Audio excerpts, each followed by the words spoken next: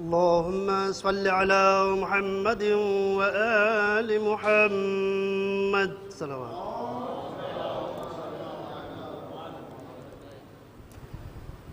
أعوذ بالله من الشيطان اللعين الرجيم. بسم الله الرحمن الرحيم.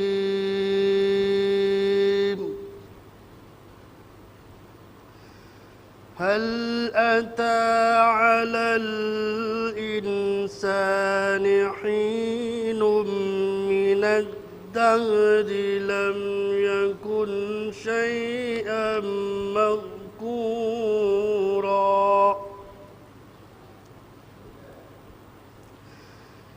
إنا خلقنا الإنسان من نطفة أمشاج نبتليه من نطفة أمشاج نبتليه فجعلناه سميعا بصيرا.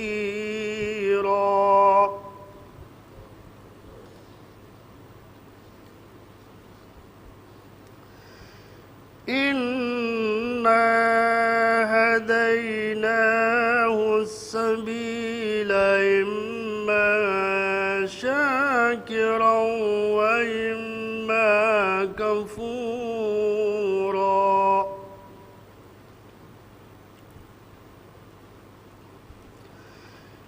إنا أعتدنا للكافرين سلاسل وأغلالا وسعيرا.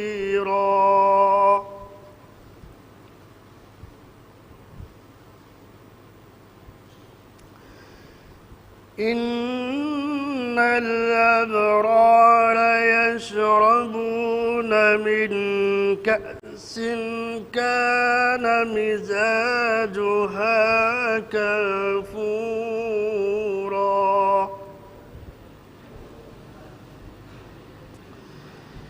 عينا يشرب بها عباد الله يفجرونها تفجيرا.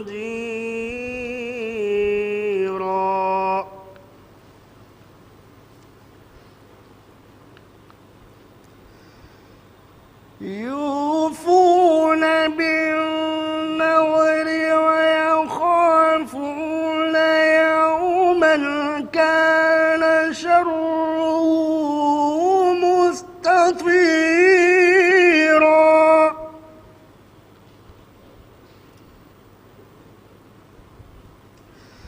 ويطعمون الطعام على حبه مسكينا ويتيما واسيرا.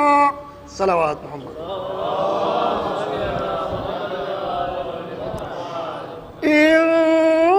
إنما نطعمكم لوجه الله لا نريد منكم جزاء ولا شكورا. إنا نخاف من ربنا يوما عبوسا قمطريرا. صدق الله العلي العظيم وصدق رسوله النبي الكريم. اللهم صل على محمد وآل محمد.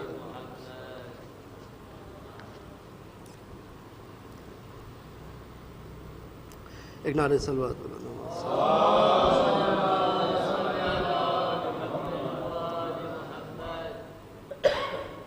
چھوڑ کر ماں کولی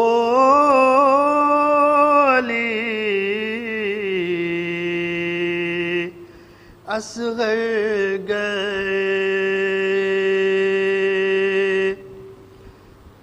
دل کے گہوار کو ویران کر گئے چھوٹے بچے اور دشتیں کربلا رات کی تاریکیوں سے ڈر گئے چھوڑ کر ماں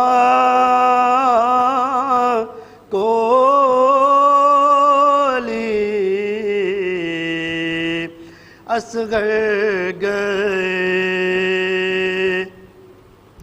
ایک قطرہ بھی نہ پانی کا ملا خالی کوزے آنسوؤں سے بھر گئے چھوڑ کر ماں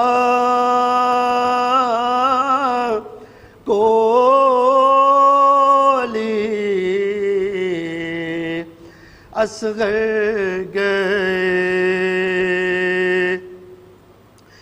سوچئے بھی ماریے عابد کا حال کربلا سے شام تک کیوں کر گئے چھوڑ کر ماں کولی اصغر گئے چادر زینب لرز کر رہ گئی حضرت عباس بھی جب مر گئے چھوڑ کر ماں کولی اصغر گئے ایک تشنا لب شہ مظلوم کو قتل کرنے کے لیے لشکر گئے چھوڑ کر ماں کولی اصغر گئے شام کے دربار میں وہ سر گئے جن کی عظمت کا ہے قائل کبریا ارے یاد آئے راستے کے مرحلے جب تھکے ماندے مسافر گھر گئے چھوڑ کر ماں کولی اصغر گئے جب نئے عرفی انہیں پانی ملا جتنے پیاسے تھے لبے کوثر گئے چھوڑ کر ماں کولی اصغر گئے نعرہ صلوات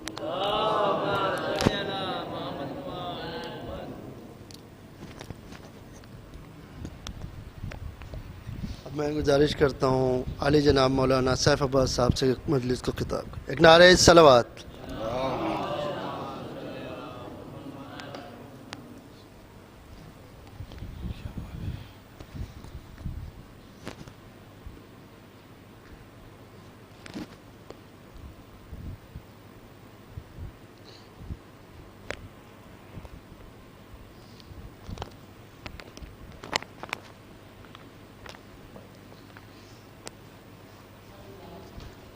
فاتحہ.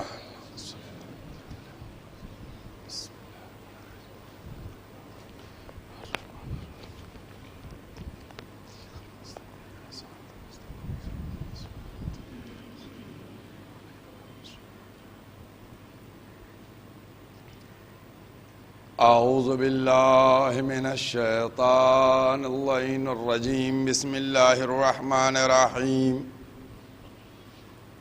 الحمد للہ الذی لا یبلغ مدحتہ القائلون ولا یحصی نعماءہ العادون ولا یؤدی حقہ المجتہدون الذی لا یدرکہ بعد الہمم ولا ینعلہ غوث الفتن الذي ليس لصفته حد محدود ولا نعت موجود ولا وقت معدود ولا عجل ممدود فطر الخلائق بقدرته ونشر الرياح برحمته ووتد بالصخور ميدان أرضه والصلاة والسلام على سيد الأنبياء والمرسلين خاتم النبيين سيدنا الممجد بشير المسدد نذير المؤيد المصطفى الأمجد المحمود الأحمد أبي القاسم محمد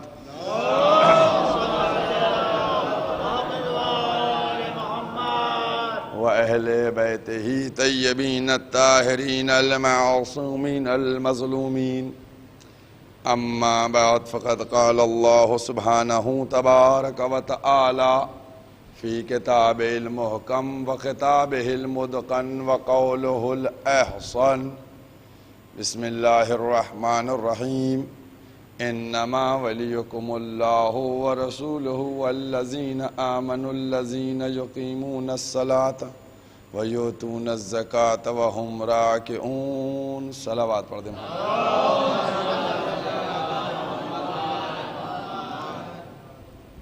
قرآن کریم کے یہ الفاظ جنہیں مسلسل سرنامہ دے کر گفتگو کو آگے بڑھایا جا رہا ہے،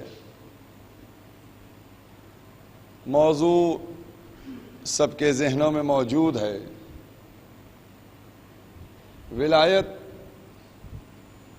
اس کو بتلانے کی اور سمجھانے کی کوشش کی جا رہی ہے کہ ولایت کیا ہے. اگر آپ غور فرمائیے اور ابتدائے خلقت آدم کی طرف چلیے کہ جب جناب آدم کی خلقت ہوئی اس وقت ابلیس نے سجدے سے انکار کر دیا. اس نے کہا ہم سجدہ نہیں کریں گے. آپ بتائیے کہ اللہ قادر ہے. جب اللہ قادر ہے تو اللہ اگر چاہ لیتا تو ابلیس کو سجدہ کروا دیتا، اور ابلیس سجدہ کرتا. اللہ نے چاہا نہیں، اللہ نے ابلیس کو چھوڑ دیا.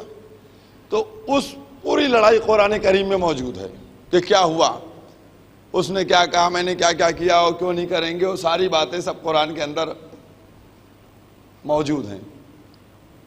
وہاں سے اللہ اپنا نظام ہدایت چلا رہا ہے تو شیطان اپنا نظام گمراہی چلا رہا ہے. اب دو، اللہ نظام ہدایت چلا رہا ہے، شیطان نظام گمراہی چلا رہا ہے. وہ کہتا ہے ہم لوگوں کو بہکائیں گے، گمراہ کریں گے. اللہ کہتا ہے ہم لوگوں کی ہدایت کریں گے. جو ہمارے مخلص ہوں گے وہ تمہارے بہکاوے میں نہیں آئیں گے. یہ پورا ایک نظام چل رہا ہے. اور یہ یاد رکھیے کہ شیطان فقط شیطان نہیں تھا بلکہ شیطان کی بھی ذریت ہے، اولاد ہے. میں کوئی اگر لفظ کہا کروں نا تو بالکل اطمینان رکھا کیجئے کہ یہ لفظ یا قرآن کے روح سے ہوگا یا حدیث کی روح سے. اس کی اولاد ہے، اس کی ذریت ہے شیطان کی. اب پروردگار عالم اپنا نظام چلا رہا ہے، یہ ادھر گمراہی کا نظام چلا رہا ہے. اللہ سے اچھا ابلیس یہ جانتا ہے، قرآن میں موجود ہے، ابلیس نے کیا کہا تھا کہ میں بیٹھ جاؤں گا، بہکاؤں گا، سب کو بہکاؤں گا. سب کو کہا تھا نہیں، سب کو بہکاؤں گا الا سوائے ان بندوں کی کہ جو تیرے مخلص ہوں گے، جو ان کی نور کی تخلیق ہوگی گویا، ان کو نہیں بہکا پاؤں گا. خود ابلیس کہہ رہا ہے. اس کو بھی معلوم تھا کہ ہر ایک پر کنٹرول کیا جانا آسان ہے، لیکن وہ کہ جو اللہ اور اہل بیت کے مخلص ہیں ان کو بہکانا مشکل ہے. یہ وہ ایک انتظام تھا. اور آپ دیکھیے کچھ تھوڑا سا آج تمہید میں گفتگو کر کے 1,24,000 انبیاء کاہے کی تبلیغ کر رہے ہیں؟ لا الہ الا اللہ آدم صفی اللہ، لا الہ الا اللہ موسیٰ کلیم اللہ، لا الہ الا اللہ عیسیٰ روح اللہ، لا الہ الا اللہ ابراہیم خلیل اللہ. تبلیغ اسی کی ہو رہی ہے. ایک کم 1,24,000 انبیاء نے تبلیغ کی، دین کو پہنچایا، شریعت سے آشنا کروایا. اور ان نبیوں نے جو محنت کی، جو زحمت اٹھائی، وہ معمولی زحمت نہیں تھی. سینکڑوں سال تک زحمت اٹھا کے تبلیغ کرتے رہے اور پتھر کھاتے رہے. ایک کم 1,24,000. آپ یہ بتائیے کہ ایک کم 1,24,000 انبیاء جنہوں نے اتنی محنت کی، ایک کے بعد دوسرا، دوسرے کے بعد تیسرا، اور اس کے بعد کتابیں آئیں، ان سب کو آپ دیکھیے. آپ یہ بتائیے کہ یہ ہزاروں سال کی جو محنت تھی، انبیاء کا سلسلہ تھا، جب پیغمبر آئے تو اس میں سے ملا کیا؟ پوری تاریخ کے اوپر بات کر رہا ہوں میں. بھئی عیسیٰ نے محنت کی، موسیٰ نے محنت کی، نوح نے، ابراہیم نے، یحییٰ نے، زکریا نے، سب نے محنتیں کی. تو ان کی محنت کا کچھ تو صلہ ملتا، کچھ تو نتیجہ ملتا کہ جہاں جب پیغمبر اعلان کرتے تو نہ کروڑوں میں صحیح، کم سے کم لاکھوں میں تو مسلمان ہوتے. بھئی لاکھوں میں تو ہونا چاہیے تھے. کیا ہوا؟ سب کہاں گئے؟ نوح آئے، انہوں نے محنتیں کی، کیا ہوا؟ ابراہیم آئے، محنت کی، بتوں کو توڑوایا، سب کچھ کیا، کیا ہوا؟ موسیٰ نے محنت کی، کیا ہوا؟ عیسیٰ نے محنت کی، کیا ہوا؟ اگر یہ سب دین کو پہنچا رہے تھے اور دین کے پیغام کو اللہ کی طرف سے جو نازل ہو رہا تھا ان کو بتلا رہے تھے اور لوگوں کو دائرہ اسلام میں لا رہے تھے، تو یہ سب جاتے کہاں تھے؟ بھئی ایک کم 1,24,000 انبیاء، ان کی محنتیں کہاں جا رہی تھیں؟ کچھ نہیں ملی. اب آپ بتائیے، تو اب دو ہی باتیں ہوں گی، یا محنت کر رہے تھے یا محنت نہیں کر رہے تھے. بہت توجہ کیجیے گا. یا محنت کر رہے تھے یہ انبیاء جو پراپر ان کو ڈیوٹی ملی تھی، اس ڈیوٹی کو انجام دے رہے تھے، یا وہ ڈیوٹی نہیں کر رہے تھے. اگر ڈیوٹی نہیں کر رہے ہوتے تو کوئی ایک نبی تو سسپینڈ ہوا ہوتا، کوئی ایک نبی تو منصب سے ہٹایا گیا ہوتا کہ بھئی تم نے ڈیوٹی صحیح نہیں کی، تم نے پیغام کو صحیح نہیں پہنچایا، تم نے دین کو صحیح نہیں پہنچایا، لہذا تم سسپینڈ۔ سارے انبیاء کی نبوتوں کا برقرار رہنا اس بات کی دلیل بنتا ہے کہ جو حکم ادھر سے مل رہا تھا وہ حکم ادھر پہنچا رہے تھے۔ تو ہوتا کیا تھا؟ کہاں جاتے تھے؟ بھئی مانتے تو جب تاریخ کا مطالعہ کیجئے گا تو پتہ یہ چلے گا کہ جب نبی جاتا تھا تو یہ بھی اپنے پچھلے دین پر پلٹ جاتے تھے، اور نتیجہ زیرو کے زیرو۔ غور فرمایا آپ نے؟ نتیجہ کیا ہوا؟ ادھر نبی آیا، اس نے مسلمان بنایا، کلمہ پڑھوایا، دین میں لایا۔ جب سب دین میں آ گئے، یہ نبی کب تک رہے گا؟ 100 سال، 200 سال، 500 سال، کتنے دن رہے گا؟ جیسے ہی یہ نبی گیا اللہ کی طرف، یہ اپنے پچھلے دین کی طرف چلے گئے، نتیجہ زیرو رہا، کوئی نہیں بچا۔ پھر دوسرا نبی آیا، پھر اس نے تبلیغ کی، پھر اس نے پیغام کو پہنچایا، پھر مسلمان بنایا، پھر اس کے بعد جب وہ نبی ادھر گیا یہ سب پچھلے دین پہ چلے گئے۔ یہ سلسلہ چلتا رہا، لہذا ذات باری تعالیٰ بے چین ہوئی کہ اب اگر محمد کے جانے کے بعد اور یہ پھر پلٹ گئے،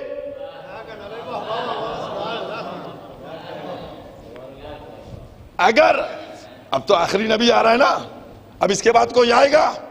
وہاں تو فکس ہے نا کہ 1,24,000 جائیں گے۔ اب 1,24,000 کے بعد تو کوئی آنا نہیں ہے۔ پیغمبر آتے 63 سال کی زندگی بسر کرتے اور 63 سال بعد چلے جاتے پیغمبر، پھر یہ اپنے پچھلے دین پہ چلے جاتے۔ تو پیغمبر کی محنت، اللہ کے 1,24,000 انبیاء کا بھیجنے کا نتیجہ کیا نکل کے آتا؟ لہذا لازم تھا، میں ثبوت کے ساتھ بات کروں گا، لازم تھا کہ پیغمبر کو واپس بلانے سے پہلے، پیغمبر کو واپس بلانے سے پہلے ان کے نہ پلٹنے کا انتظام کیا جائے، ان کے نہ پلٹنے کا انتظام کیا جائے۔ اب دیکھیے ثبوت دے رہا ہوں اور سب کے سامنے موجود ہے، میں تو قرآنی کی بات کروں گا۔ دیکھیے ایسا ہے کہ دشمنیاں پیغمبر سے کتنی تھی؟ پیغمبر سے دشمنی کتنی تھی؟ پتھر، کانٹے، کوڑا، سب کچھ۔ پھر آخر میں جب پیغمبر ہجرت فرما رہے تھے تب تلوار کھینچی ہوئی ہے اور چاروں طرف سے بستر گھیرا گیا ہے۔ ہجرت کر گئے تو بدر، احد، خندق، خیبر سب آپ کے سامنے، اتنی دشمنیاں تھیں۔ اب آپ مجھ کو کیلکولیٹ کر کے بتائیے گا۔ دیکھیے میں ایک ایک لفظ جو ہے ناپ کے بول رہا ہوں آپ سے، آپ کیلکولیٹ کر کے بتائیے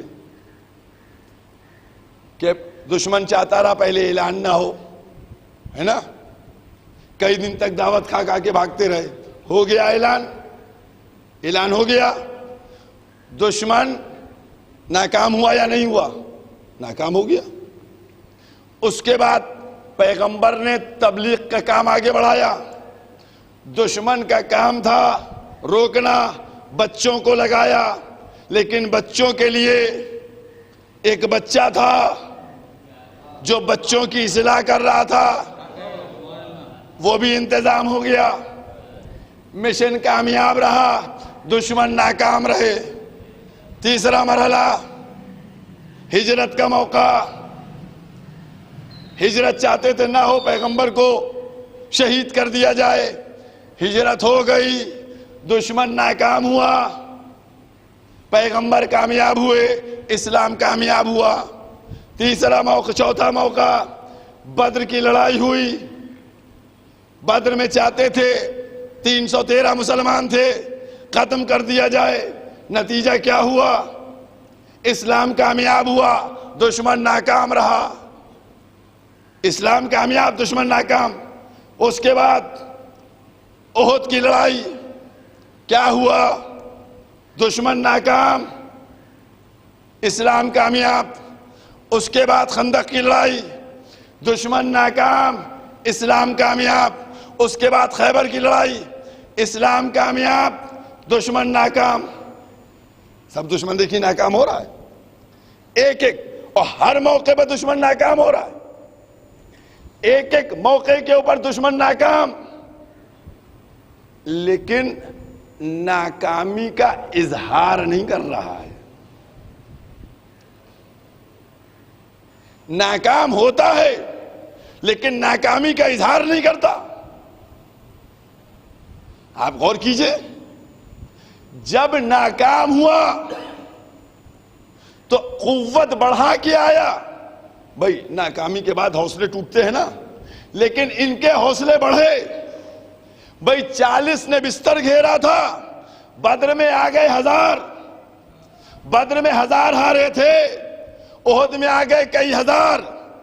احد میں جب ہارے تو خندق میں اور قوت بڑھ گئی. جب خندق میں ہارے تو خیبر میں اور قوت بڑھ گئی. یعنی قوتیں بڑھتی جا رہی ہیں. کمزور نہیں ہو رہا ہے دشمن، دشمن کمزور نہیں ہو رہا ہے. اب آپ کو بتاتے ہیں. اچھا بہت توجہ کیجئے گا، ولایت ذہن میں رکھیے گا، ولایت کے موضوع کو. اور ایک ایک جملہ. دشمن ہار رہا ہے، کمزور ہو رہا ہے، مارا بھی جاتا ہے، مال بھی جاتا ہے، ناکام بھی ہوتا ہے. اب لفظ بدل رہا ہوں، اب لفظ بدل رہا ہوں. ہارتا ہے، ناکام ہوتا ہے، مال جاتا ہے، جان جاتی ہے، لیکن مایوس نہیں ہوتا. اب لفظ دیکھیے، میں نے بڑی احتیاط سے بدل دیا. مایوس نہیں ہوتا. ارے بھائی مایوس ہو کہ بدر میں ہار گئے، احد میں نہ جاؤ، کیا نہیں نئی قوت کے ساتھ جائیں گے، نئے جوش کے ساتھ جائیں گے. مایوس نہیں ہوا، احد میں آیا، احد میں ہار گئے. مایوس ہو، نہیں مایوس ہوا. ہر میدان میں ہارنے کے بعد مایوس نہ ہوا، لیکن جنگ غدیر کے میدان میں بغیر جنگ کے مایوس کیوں ہوا؟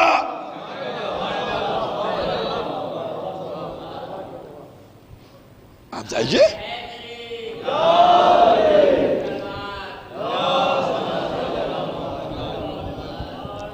غدیر کا میدان ہے، دین مکمل ہو گیا. آج کافر مایوس ہو گیا. میں کہوں گا یہاں تو مرا بھی نہیں، یہاں تو تلوار چلی بھی نہیں، یہاں تو مال و اسباب بھی اس کا نہ گیا، تو کیوں مایوس ہو گیا؟ بھئی کیوں مایوس ہوا؟ میں کیا جملہ کہہ کے آیا تھا؟ لازم تھا اللہ کے اوپر کہ ان کے محمد کو پلٹانے سے پہلے ان کو جو لوگ تھے، جو امت تھی، اس کو نہ پلٹنے کا انتظام کیا جائے.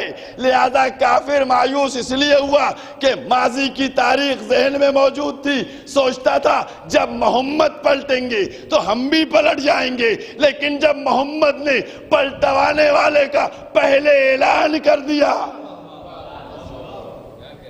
اب یہ مایوس ہو گئے کہ ہم کیسے پلٹیں گے. اب تو ہم پلٹیں گے، یہ پھر پلٹا لائے گا. تو لازم تھا ولایت کا اعلان کیا جائے اور کسی کو ولی مقرر کیا جائے، تاکہ جب پیغمبر دنیا سے جائے تو اب ان کے دنیا سے جانے کے بعد کسی کو واپس نہ جانے دیا جائے. بات آ گئی ذہن میں؟ اب اسی لیے میں کہنے جا رہا ہوں، کسی نبی کا لا الہ الا اللہ آدم صفی اللہ، نوح نبی اللہ، ابراہیم خلیل اللہ، موسیٰ کلیم اللہ، یہ سب نبی تھے. کلمہ تھا، کلمہ تھا کلمہ ہے، کلمہ ہے، کلمہ کیوں نہیں ہے کلمہ؟ یہ بھی تو نبی تھے. ایک صاحب پڑھنے لگے نوح نبی اللہ، دوسرے کا موسیٰ کلیم اللہ، تیسرے کا عیسیٰ روح اللہ. کہا جناب والا نہیں، وہ سب چلے گئے تو ان کا کلمہ بھی ختم ہو گیا. تو فوراً پلٹ کے میں کہوں گا جب ان کے پلٹنے سے ان کا کلمہ ختم ہوا تو بھی محمد بھی تو پلٹ گئے تو ان کا کلمہ بھی ختم. غور کیجئے گا، پیغمبر کے پلٹنے کے بعد آپ دیکھیے تو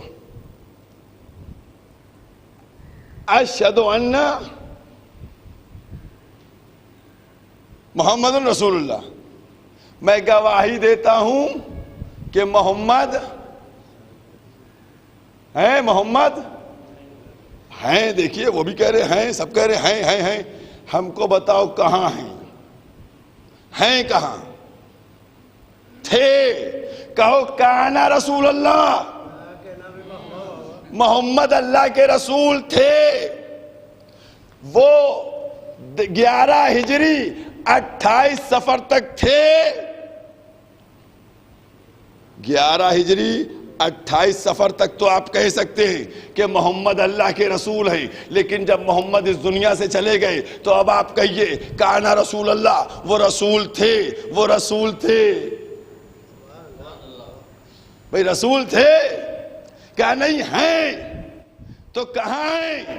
بھئی جیسے آدم گئے کلمہ گیا، نوح گئے کلمہ گیا، ابراہیم گئے کلمہ گیا، موسیٰ گئے کلمہ گیا، عیسیٰ گئے کلمہ گیا، تو محمد بھی گئے کلمہ گیا. بس یہیں پر تو لانا تھا ولایت کی منزل کو سمجھانے کے لیے. آدم کا کلمہ نہ بچا چلا گیا، نوح کا کلمہ نہ بچا چلا گیا، موسیٰ کا کلمہ نہ بچا چلا گیا، عیسیٰ کا کلمہ نہ بچا چلا گیا. کیوں چلا گیا؟ ہم سے پوچھو، وہاں سیکیورٹی کا انتظام نہیں تھا. ایک صلوات پڑھیے محمد والے محمد.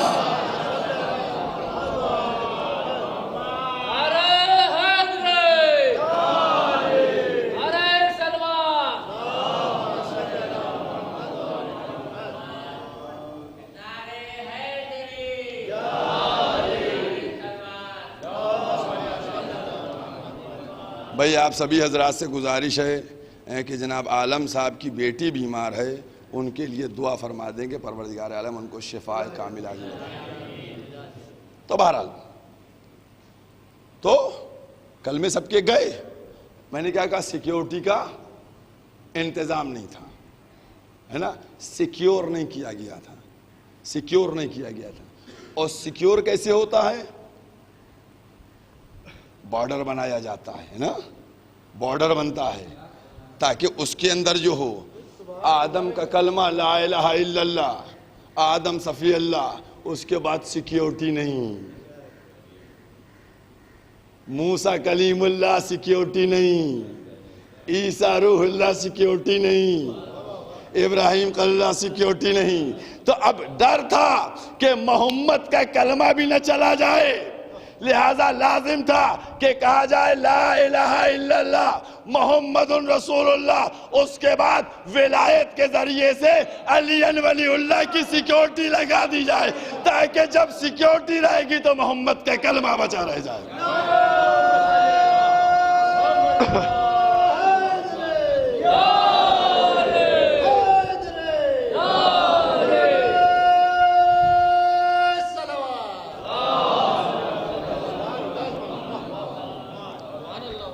ولایت سیکیور کیے ہوئے ہے، ولایت نے سیکیور کر لیا ہے الوہیت کو اور نبوت کو. اس لیے ضروری تھا کہ ولایت کو جز دین بنا کر پیش کیا جائے، تاکہ جو اب تو میں کہہ سکتا ہوں نا، یہ میں نے پرسوں بھی اشارہ کیا تھا اس طرف، کیونکہ آپ لوگ یہی تو کہیے گا مولانا ثبوت، مولانا ثبوت، ہے نا؟ تو میں نے پرسوں کیا آپ سے کہا تھا؟ یہی جملہ تو کہا تھا نا کہ حارث ابن نعمان فوری جو غدیر میں مارا گیا، اس نے ولایت سے اپنے کلمے کو سیکیور نہیں کیا تھا، چلا گیا. اگر اقرار ولایت کرتا تو کلمہ سیکیور ہو جاتا. ایک انکار ولایت کیا، کلمہ سیکیور نہ ہوا، جہنمی ہو گیا. یہ ہے عظمت ولایت کی. دنیا ولی کی شان کو سمجھے، ولی کی عظمت کو سمجھے. جب مرتبہ ولایت کا سمجھ میں آئے گا. اور آج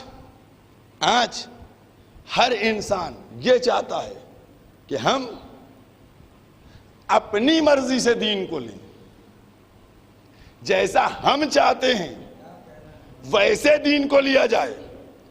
لیکن یاد رکھیے گا کہ دو نظام چل رہے ہیں، نظام دو چل رہے ہیں. ایک نظام ہدایت ہے جو اللہ اور نبی اور اہل بیت کے ذریعے سے چلایا جا رہا ہے. ایک نظام گمراہی چل رہا ہے جو ابلیس اور اس کی اولاد کے ذریعے سے چلایا جا رہا ہے. تو اب آپ خود تجزیہ کرتے رہیے کہ کون کس نظام کو فالو کر رہا ہے، کون کس نظام کی اتباع کر رہا ہے، کس کے اوپر ابلیس مسلط ہے. بھئی کس کے اوپر ابلیس مسلط ہے اس کو آپ دیکھتے رہیے. بھئی آپ یقین کی تو منزل میں دیکھیے. بس آ گیا ہوں چونکہ آج شیطان کا ہے، چونکہ آج کل جو ہے دیکھیے شیطان کسی پر بھی مسلط ہو سکتا ہے. میں نے کیا پرسوں کہا تھا، 3 دن پہلے میں نے کیا کہا تھا؟ میں نے کہا جب نبی کی زوجہ کو بہکا لے گیا،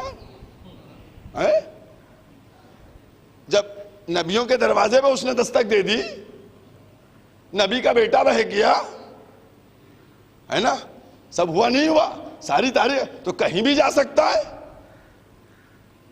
اب کوئی یہ نہیں ہے پابندی، جا سکتا ہے. اب اس کے کیریکٹر کے بھائی آپ غور کر کے دیکھیے، ایک ایک جملے کے بغور کیجئے گا. نوح کی بیوی کے پاس بھی آیا، ابراہیم کی بیوی کے پاس بھی آیا، جناب نوح کی بیوی کے پاس بھی آیا شیطان، جناب ابراہیم کی بیوی کے پاس بھی آیا. نوح کی بیوی نے شیطان کو مسلط کر لیا، جناب ابراہیم کی بیوی ہاجرہ نے شیطان کو بھگا دیا. تو یہ تو اپنے اپنے کردار کی بات ہے نا کہ کون. اچھا ایک بات آپ کو بتا دیں، ایک صلوات پڑھیے محمد والا.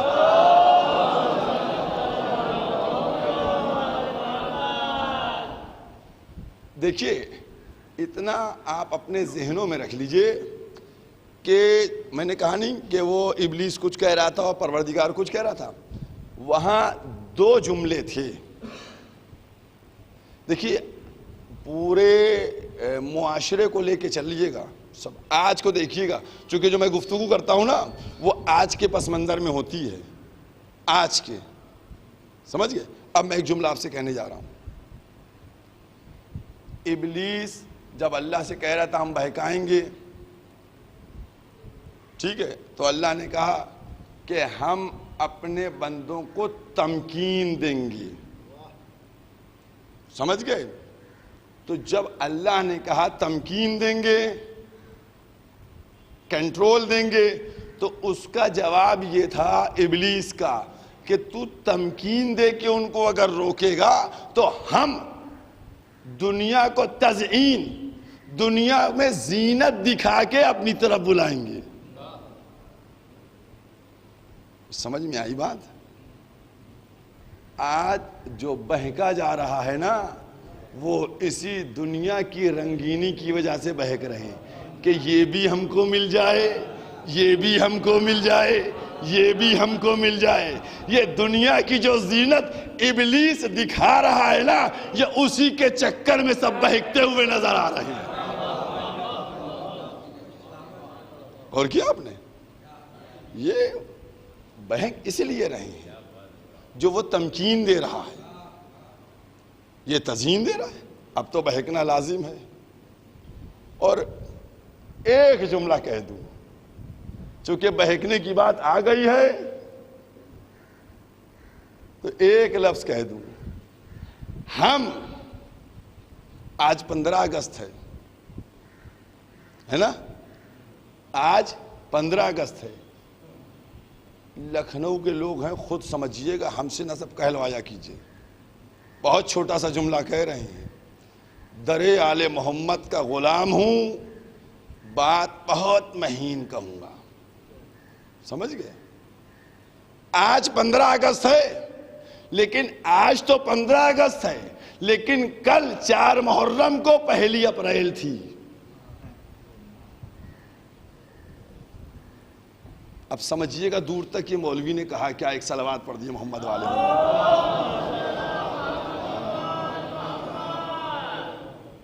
بس سمجھ گئے؟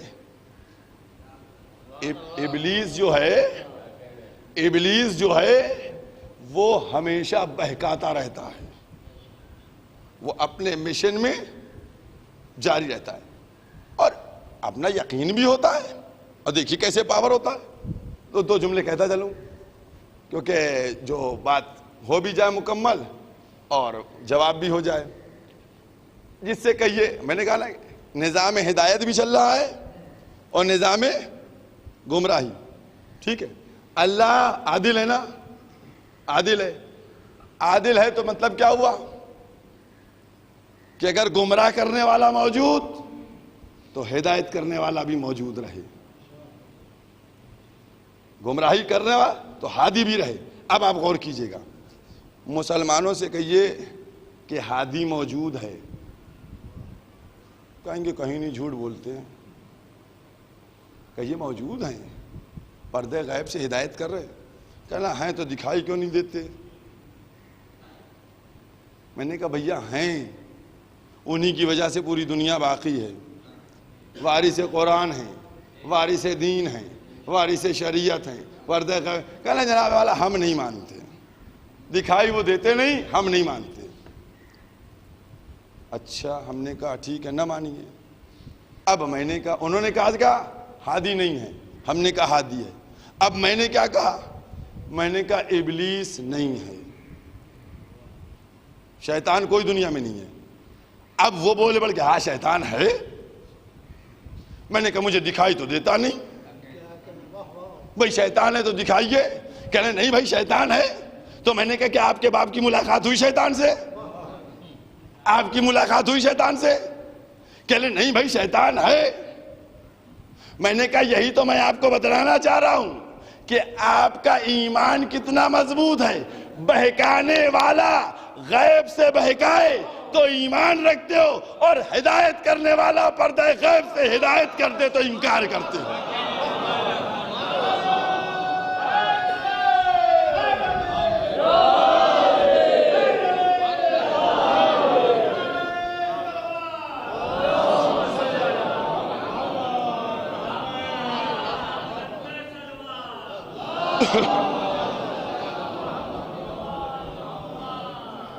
اور کیا؟ ہدایت کرنے والا ہدایت نہیں کر سکتا، بہکانے والا بہکا سکتا ہے، یہ نظام ہے۔ اسی لیے میں نے کیا کہا تھا، تقاضائے عدل یہ ہے کہ اگر وہ ہے تو ہادی بھی ہو۔ اسی لیے انہوں نے ہوشیاری کی کہ اصول دین میں سے پہلے ہی توحید کے بعد عدالت کو ہٹا دیا، تاکہ جب عدالت ہٹ جائے گی تو ہم چلاتے رہیں گے بہکانے والا ہے، ہدایت کرنے والا کوئی نہیں ہے۔ یہ عظمت ہے، اس منزل کو دنیا سمجھے۔ لیکن ولایت اہل بیت، آپ غور کیجئے، تمہارے ماننے نہ ماننے سے کیا ہوتا ہے؟ سب نے مانا۔ نوبل انعام یافتہ کون؟ رابندر ناتھ ٹیگور، وہ بتائیں گے۔ آج 15 اگست ہے نا، آج ہونا یہی چاہیے تھا کہ اگر راشٹرپتا کو تم یاد کر رہے ہو تو کم سے کم پتا نے جہاں شکشا لی ہے اس کو بھی یاد کر لو، کہ انہوں نے کیسے بغیر تشدد کے اور بغیر خون ریزی کے فتح حاصل کی۔ نیلسن منڈیلا کون ہے؟ یہ کربلا کی بات کر رہا ہوں کہ کس طریقے سے، آپ غور کیجئے گا، جو میں نے کل جملے کہے تھے ان جملوں کے اوپر غور کیجئے گا۔ وہی رابندر ناتھ ٹیگور نے کہا کہ اگر انصاف کو بچانا ہے اور ظلم کو ختم کرنا ہے تو لازم یہ ہے کہ ہر دور میں کربلا کو یاد کیا جاتا رہے اور انسانیت کو بلند کیا جاتا رہے۔ اور خود گاندھی جی نے کہا کہ امام حسین اور کربلا کسی ایک قوم کی نہیں ہے بلکہ پوری انسانیت کے لیے نمونہ ہے۔ یہ ہے کربلا، یہ ہے عظمت۔ اس عظمت کو دنیا کو سمجھنا چاہیے۔ کربلا والوں نے جو امام حسین نے تعلیم دی وہ کیا تعلیم دی؟ اسی لیے دی بتلایا کہ دیکھو حق پر گامزن رہو، حق کے ساتھ ہو جاؤ، حق میں دشواریاں تو ہیں لیکن رزلٹ بڑا اچھا ہے۔ اور کیا آپ نے رزلٹ بڑا اچھا ہے، لہذا ابلیس کا ساتھ چھوڑ دو اور ہادی کا ساتھ لے لو، رزلٹ بہت اچھا ہے۔ اور اگر رزلٹ اچھا نہ ہوتا تو جب شمع بجھائی گئی تھی تو سب بیٹھے نہ رہتے۔ عزاداروں، کچھ سمجھ میں نہیں آتا، ہمیں نہ قرآن سمجھ میں آتا، نہ دین سمجھ میں آتا، نہ شریعت سمجھ میں آتی، کچھ سمجھ میں نہ آتا۔ اگر کربلا نہ ہوتی، الفاظ میں نہیں سمجھا جا سکتا تھا۔ اطاعت لفظ قرآن میں تو 500 دفعہ ہم پڑھ لیتے، اطاعت اطاعت اطاعت اطاعت، لیکن کر نہ پاتے کیسے اطاعت ہوتی ہے۔ جذبہ قربانی یہ پڑھ لیتے قرآن میں اور کتابوں میں 500 دفعہ، لیکن پتہ نہ چلتا کہ کیسا جذبہ ہونا چاہیے۔ اگر یہ سب ڈیٹیل میں اور مشاہدے کی منزل میں دکھلایا اور بتلایا ہے تو سب کربلا نے بتلایا ہے کہ کیسے اطاعت ہوتی ہے، کیسے نماز ہوتی ہے، کیسے قربانی دی جاتی ہے۔ عزاداروں، آج ہماری یہ مجلسیں ہم سے کہا جاتا ہے تم اپنی بات کرو، تم خوشیاں مناتے ہو، ہم کربلا کے واقعے کو غم منا کے اس تحریک کو زندہ رکھے ہوئے تاکہ ہر زمانے میں ظلم کو دباتے رہیں اور حق کو اوپر سامنے لاتے رہیں۔ یہ عزاداری، یہ مجلسیں، یہ اسی کا اعلان کرتی ہیں۔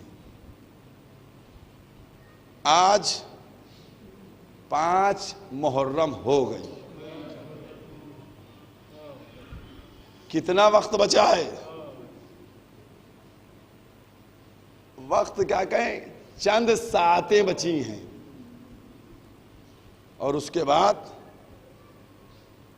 امام باڑوں میں جو یہ عشرہ شروع ہوا ہے یہ ختم ہو جائے گا۔ عزاداروں، آج کی تاریخ جو مخصوص ہے اس کے پرسے کے لیے مخصوص ہے کہ جن بچوں کا مقدر یہ رہا کہ سب روئے لیکن ماں نہ روئی،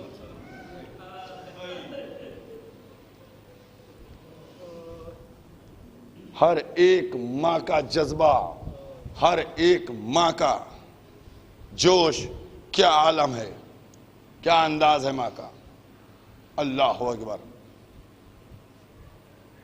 ایک ایک ماں اپنے بچے کو آمادہ کر رہی ہے۔ شب عاشور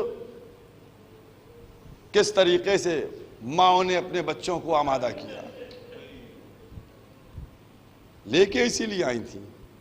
جب مدینے سے چل رہی تھیں، جناب زینب گئیں جناب عبداللہ کے پاس اجازت لینے کے لیے، کہا مولا ہم کو، میرے بھائی سفر پہ جا رہے ہیں، مدینہ چھوڑ رہے ہیں، کیا اجازت ہے؟ جناب عبداللہ نے اجازت دے دی۔ اس کے بعد جناب عبداللہ حاضر ہوئے، دونوں بچوں کا ہاتھ پکڑے ہوئے، کہا شہزادی آپ جا رہی ہیں، اگر قربانی کا وقت پڑے تو ایک کو اپنی طرف سے نثار کر دیجئے گا، ایک کو میری طرف سے نثار کر دیجئے گا۔ عزاداران امام مظلوم، ماں نے کربلا کی کیا شجاعت کا مظاہرہ کیا۔ ایک ایک ماں شب عاشور اپنے بچے کا سر زانوں پہ رکھے ہوئے، میرے لال کل قربانی کا دن ہے۔ عزاداروں، اگر تصور کر پاؤ تو روتے رہو گے۔ سچ بتاؤ، ابھی جناب مسلم کی شہادت کا 1 مہینہ ہوا ہے نا، ابھی خبر ملی ہے، لیکن بیوہ مسلم بھی اپنے بچوں کو لیے ہوئے، اے بی بی پہلے میرے بچے قربان ہوں گے، چونکہ سب سے پہلے ان بچوں کے باپ نے قربانی دی ہے۔ کیا جذبہ ہے ان ماؤں کا کہ جو مائیں قربانی پیش کر رہی ہیں۔ ہاں عزاداران امام مظلوم، اس سے مطمئن رہیے گا. میں ان ایام میں مصائب زیادہ پڑھتا ہوں کیونکہ صرف ہم کو گریہ کرنا ہے, پرسہ دینا ہے. شب عاشور جناب زینب کی گود میں دونوں بچوں کا سر رکھا ہوا. جناب زینب دونوں بچوں سے کہہ رہی ہیں, میرے لاڈلو, میرے نونہالو, کل مجھے ماں کے سامنے شرمندہ نہ کرنا. اے میرے بچوں, تم کو تو معلوم ہے نا تم جعفر طیار کے پوتے ہو, شیر خدا کے نواسے ہو. دیکھو اپنے اجداد کی قوت کا, شجاعت کا مظاہرہ کرنا. جناب زینب دونوں بچوں کی شجاعت کو للکار رہی تھی, ابھار رہی تھی. ایک دفعہ دونوں بچے جوش و شجاعت میں جھومنے لگے اور ماں سے مخاطب ہو کے کہتے, اماں کیا ایک بات میں آپ سے کہہ سکتا ہوں؟ جناب زینب نے کہا, ہاں بچوں کہو, کیا کہنا ہے؟ کہ اماں آپ نے کہا میں جعفر طیار کا پوتا ہوں, شیر خدا کا نواسا ہوں.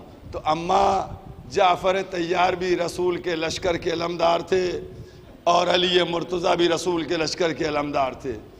اماں تو اس حساب سے حسین کے لشکر کا علم ہم کو ملنا چاہیے. بس جیسے ہی جناب زینب نے یہ جملہ سنا, خوشی بھی ہوئی اور سہم بھی گئی. ایسا مت کہو کہیں عباس نہ سن لے, اگر عباس نے سن لیا تو تمہاری ماں عباس کو منہ نہ دکھا پائے. پھر عباس حسین سے اصرار کر کے تم کو علم دلوا دیں گے. جزاکم اللہ خیر الجزا. عزاداران امام مظلوم, بی بی کو پرسہ دینا ہے. بی بی نے اپنے بچوں پہ خود گریہ نہیں کیا, بی بی نے اپنے بچوں کا خود ماتم نہ کیا. عزاداروں, کس طریقے سے جناب زینب دونوں بچوں کو, پھر بچے کہتے ہیں اماں ہم کو ڈر ہے کہ کہیں ایسا نہ ہو ماموں ہم کو اجازت نہ دے.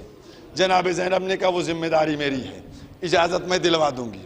صبح عاشور نمودار ہوئی, ہر ماں اپنے بچے کے ہاتھ کو پکڑے ہوئے کھڑی ہوئی ہے. آقا میرے بچے کو مرنے کی اجازت دیجئے, آقا میرے بچے کو مرنے کی اجازت دیجئے.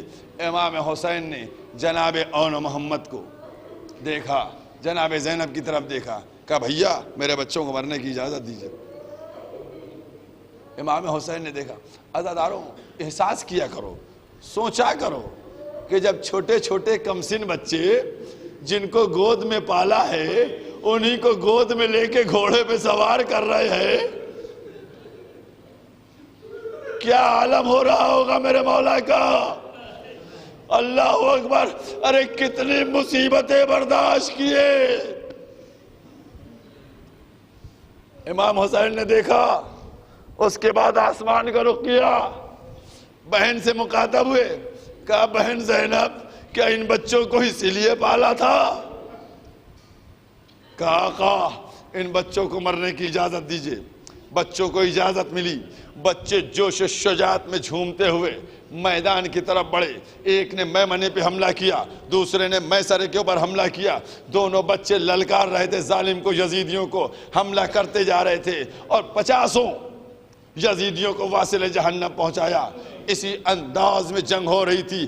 اب بچے صرف ایک مقصد لیے تھے کہ اپنے ماموں کے دشمنوں کو ماریں, اپنے آقا کے دشمنوں کو ماریں. ان کے اوپر حملہ آور تھے. بچے جوش و شجاعت میں یہ بھول چکے تھے کہ وہ فوج میں سما چکے ہیں. ادھر فوج کی صفوں کو توڑتے آگے بڑھ رہے تھے, پیچھے فوج کی صفیں جڑتی چلی جا رہی تھی. ایک دفعہ کسی ظالم نے بڑھ کر رکاب کاٹی. جیسے ہی رکاب کٹی بچے ڈس بیلنس ہوئے, پیر نہ سنبھال سکے. اور اس کے بعد دوسرے شخص نے کہا تمہاری ماں کیا کہتی ہیں؟ تم تو شہید ہونے کے لیے آئے تھے, تم امت کو قتل کر رہے ہو. بس ہلکا سا تلوار میں کمی واقع ہوئی, ظالموں نے چاروں طرف سے گھیر لیا. 2 ننھے ننھے کمسن بچے, ارے 3 دن کے بھوکے پیاسے شجاعت کے جوہر نکلا رہے ہیں. لیکن ہاں عزادارو, وہ ظالم کھائے پیے جزاکم اللہ خیر الجزا. ہاں عزاداران امام معلوم شجاعت کا مظاہرہ. ایک وقت وہ آیا کہ کم سن بچے گھوڑے پہ سنبھل نہ سکے, زین سے زمین کی طرف چلے. بس جیسے ہی زمین کی طرف چلے خیمے کا رخ کیا, اے آقا ہماری مدد کو آئیے, اے آقا سلام آخر قبول کیجئے. جزاکم اللہ. عزادارو ابھی چند جملے ابھی مصائب کے پڑھوں گا, چند جملے مصائب کے اور پڑھوں گا. عزادارو ادھر سے ایک طرف سے امام حسین بڑھے, ایک طرف سے جناب عباس بڑھے, بچے دونوں آ چکے ہیں. عزادارو دونوں بھائی بچوں کے سامنے سرہانے پہنچ گئے. اون و محمد زمین کے اوپر ہیں. عزادارو دونوں نے لاشیں تو اٹھا لی ہے. میں احساس دلانا چاہ رہا ہوں, جناب عباس اور امام حسین لاشیں تو اٹھ گئے, لیکن تم بتاؤ کہ قدم بڑھے ہوں گے اس چاہنے والی بہن کے لاڈلوں کے لاشیں ہاتھوں پہ لیے. میں کہوں گا لاشا تو بڑا ہلکا ہوگا, لیکن قدم نہ اٹھتا ہوگا کہ ہائے اپنی بہن کے سامنے کیسے اس کے لاڈلوں کے لاشیں. جزاکم اللہ خیر الجزا. بس عزادارو احساس کر لیجئے پرسہ دیئے, یہ وہ منزل ہے. جناب امام حسین اور جناب عباس لاشوں کو لیے ہوئے خیمے میں پہنچے. خیمے میں پہنچنے کے بعد ساری بیویوں نے ہٹا جگہ بنی, دونوں کو لاشیں رکھے, دونوں لاشیں رکھے ہوئے تھے. اور اس کے بعد جب لاشیں رکھ دیے گئے, جناب زینب, ہوتا یہ دستور یہ تھا کہ جو بیوی جس کے اولاد شہید ہوتی تھی اس کو سب مل کے پرسہ دیتی تھی. سب جناب زینب کی طرف بڑھے کہ ماں کو بیٹوں کا پرسہ دیا جائے, لیکن جناب زینب نے کیا کیا, دونوں بچوں کی لاشوں کے درمیان جگہ بنائی, اپنی پیشانی کو رکھ دیا, پروردگارہ ہمارے اس فدیے کو قبول کرنا. اس کے بعد بچوں کے سے مخاطب ہوئی کہ میرے لاڈلو تمہاری ماں تم سے راضی ہے, تمہاری ماں تم سے خوش ہے. اے میرے بچوں تم نے مجھے میری ماں کے سامنے سرخرو کر دیا. مجلس ختم. ایک جملے کے بعد ماں اپنے بچے کو روئی نہیں. جناب زینب بچوں میں نہیں روئی, بچوں کا ماتم نہیں کیا. عزاداران امام معلوم اس کے بعد میں تفصیل میں نہیں جانا چاہ رہا ہوں. ساری منزلیں طے ہوتی گئیں, ساری منزلیں گزرتی گئیں. جناب زینب اون و محمد کو روئیں یا سکینہ کو سنبھالیں, جناب زینب اون و محمد کا ماتم کرے یا زین العابدین کو سنبھالیں, جناب زینب اون و محمد کے اوپر گریا کرے یا اپنے بھائی کے اوپر گریا کرے. ایک لمحہ بھی جناب زینب گریا نہیں کر پائیں.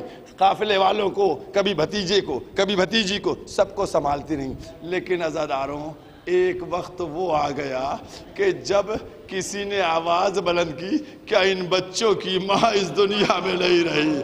بس عزادارو جیسے ہی رہائی کے بعد دونوں بچوں کے سر آئے, کوئی آگے نہ بڑھا کہ ان بچوں کی ماں مر گئی. تب زینب تڑپ گئی, آنکھوں سے آنسو, ہم بھائی کا ماتم کریں یا اپنے بچوں کا ماتم. اللہ ولعنت اللہ.